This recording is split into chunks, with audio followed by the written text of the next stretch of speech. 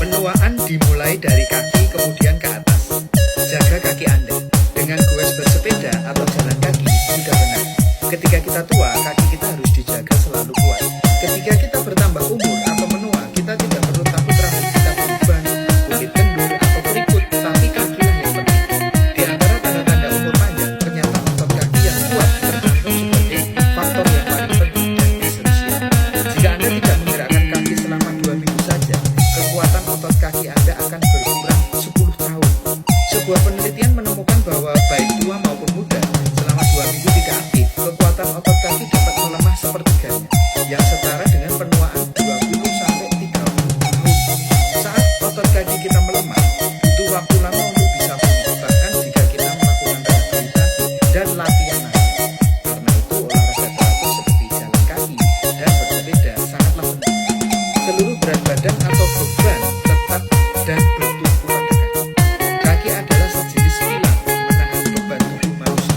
Yang menarik, 50% tulang seseorang dan 50% otot dari totalnya ternyata ada di dua kaki. Sendi dan tulang terbesar dan terkuat tubuh manusia juga ada di kaki. Tulang yang kuat, otot yang kuat, dan sendi yang fleksibel membentuk segitiga besi yang membawa beban terpenting pada tubuh manusia.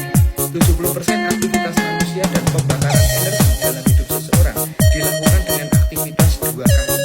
Apakah Anda tahu ini? Ada seseorang ketika masih muda hanya memiliki kekuatan yang cukup untuk mengangkat mobil kecil. Kaki adalah pusat penggerak tubuh.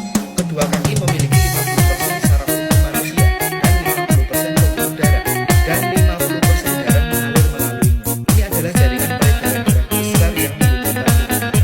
Hanya bila kaki sehat, maka konvensi arus darah mengalir dengan lancar, sehingga orang yang memiliki otot tungkai yang kuat pasti akan memiliki jantung yang kuat. Penuaan ternyata dimulai dari kaki kemudian ke atas. Seiring bertambahnya usia, akurasi dan kecepatan transmisi instruksi dari otak ke kaki menurun, tidak seperti saat seseorang masih muda. Selain itu, apa yang disebut kalsium pupuk tulang cepat atau lambat akan hilang seiring berjalannya waktu, yang membuat lansia lebih rentan terhadap patah tulang. Fraktur patah tulang pada lansia dapat dengan mudah